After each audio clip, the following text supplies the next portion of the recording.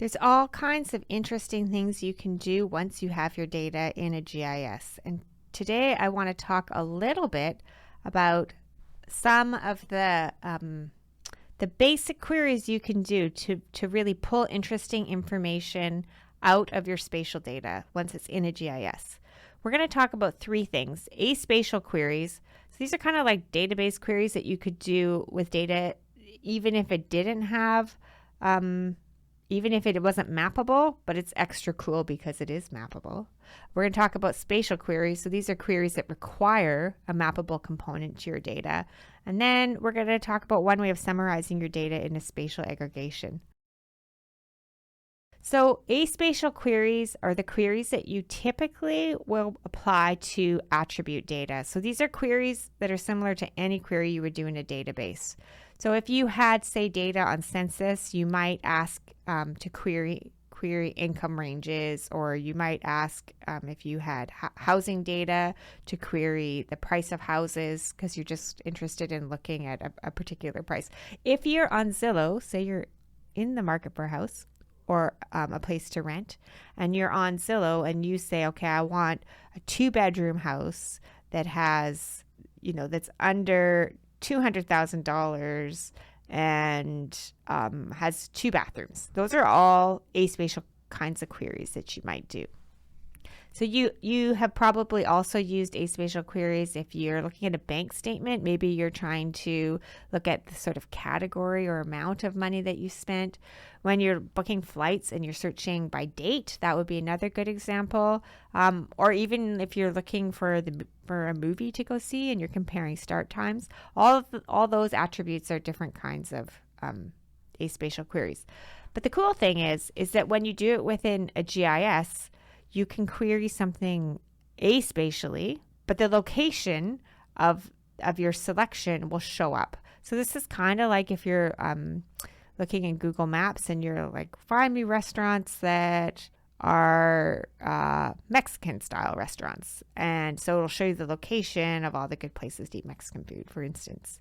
So when the results can be shown by location, that's really the value of doing your query in a GIS.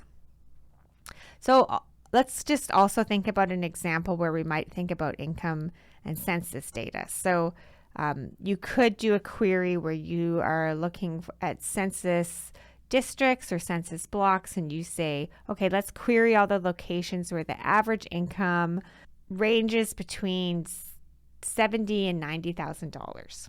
And then all the locations that fit that criteria are now going to show up on your map. You could change that query to look at different ranges. You could look at multiple things at the same time. So you could look at income ranges and house prices together to come up with areas where incomes are low and housing prices are high, for example, or any kind of question that you wanted. So I think the message is when you have an aspatial query, it can be applied to any kind of attribute. You can use multiple of these together, but the cool thing in a GIS is that it's going to allow you to see where in space those criteria are met.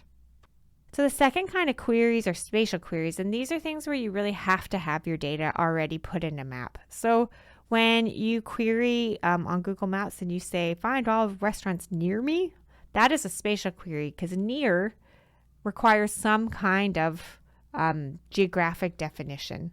So when you say near on Google Maps, it's usually taking the spatial extent or the view, what you can see in your map view, and calling that near if you're zoomed in enough. But there's actually calculations going on in behind that help figure out what is near you. So remember that in Module 1, we talked about different kinds of data points, lines, and areas, for instance. So we can calculate near as a distance between 2 points. We can calculate near as a distance between a point and the edge of a line, or a point and the edge of a polygon. So all these different kinds of spatial units or spatial representations of data can be used for calculations of what's near.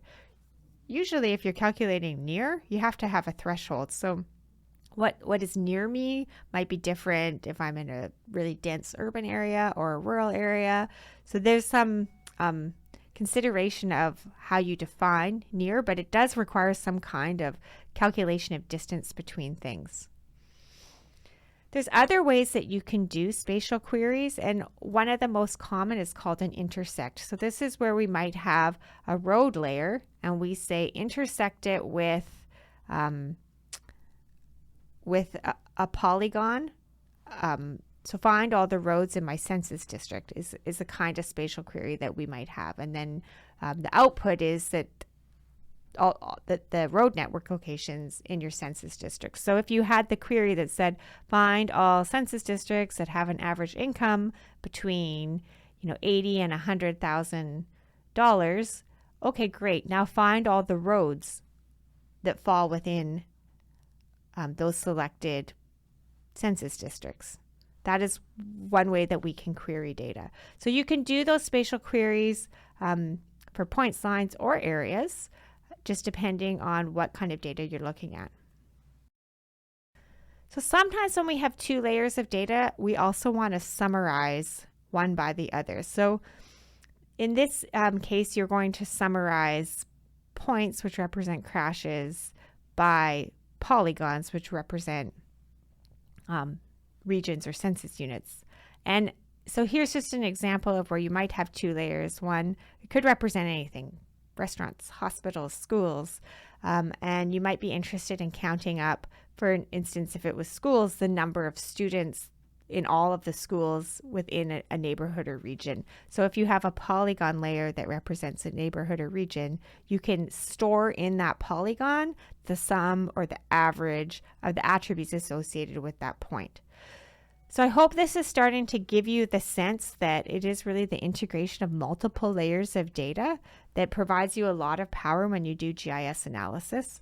And we're going to start to play around with some really simple examples of how you can integrate multiple kinds of data. So we're going to be working on spatial summaries in this case, but there's a number of ways that you will get to experience throughout our modules, different ways of integrating data.